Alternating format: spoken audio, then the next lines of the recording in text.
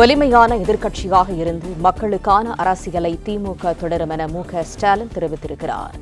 எதிர்க்கட்சியாக இருந்து மக்களுக்கான கோரிக்கைகளுக்காக போராடுவோம் எனவும் மு.க. ஸ்டாலின் குறிப்பிட்டிருக்கிறார். அண்மை செய்தியாக நாம் பார்த்து வருகிறோம்.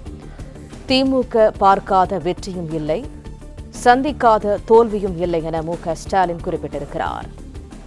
கூடுதல் தொகுதிகளில் வெற்றி பெற்ற கட்சி திமுகவை விட 17.43 லட்சம் வாக்குகளை மட்டுமே கூடுதலாக பெற்றுள்ளது என மு.க. ஸ்டாலின் குறிப்பிட்டிருக்கிறார்.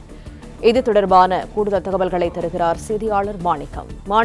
விவரங்கள் என திமுக தலைவர் முதலமைச்சர் மு.க. ஸ்டாலின் ஒரு சமூக வலைதள பதிவு வெளியிட்டிருக்கிறார். இந்த பதிவுல நடந்து முடிந்திருக்கக்கூடிய தேர்தலுக்கு பிறகும் கூட திமுக தொடர்ந்து மக்களுக்காக பணியாற்றும் திமுக சார்பில் 234 தொகுதிகளிலும் போட்டியிட்டிருக்கக்கூடிய திமுக மற்றும் கூட்டணி கட்சி வேட்பாளர்கள் மக்களை நேரடியாக சந்தித்து நன்றி தெரிவிக்க வேண்டும் என்று அவர் தெரிவித்திருக்கிறார்.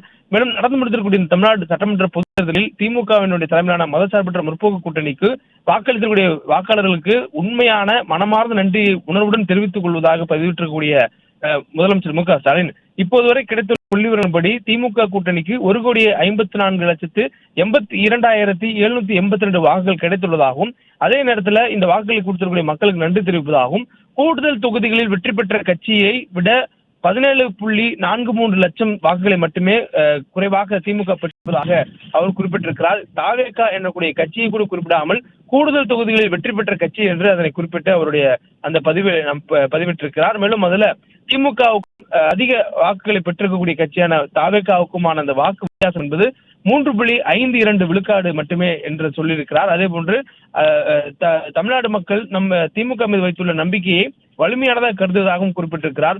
மேலும் ஆளுங்கட்சியாக இருக்கும்போது மக்களுக்கான திட்டங்களை செயல்படுத்துவதாகவும், எதிர்கட்சியாக இருக்கும்போது மக்களுக்காக போராடக்கூடிய கட்சியாகவும் தொடர்ந்து திமுக செயல்படும் என்ற ஒரு உறுதியை அவர் கொடுப்பதாகவும் இந்த பதிவில் தெரிவித்திருக்கிறார். மேலும் அவருக்கு பலரும் ஆறுதல் சொல்லி குறுஞ்செய்தி அனுப்பி வைப்பதை பார்த்திருக்கிறதாகவும், தன்னோடு மக்கள் அனைவரும் ஒன்றோடு ஒன்றாக இருக்கும் எந்த ஒரு கவலையும் இல்லை என்றும் அவர் குறிப்பிட்டிருக்கிறார். மேலும் அந்த தொடர்ந்து பயணிப்போம் என்றும் சொல்லியிருக்கிறார்.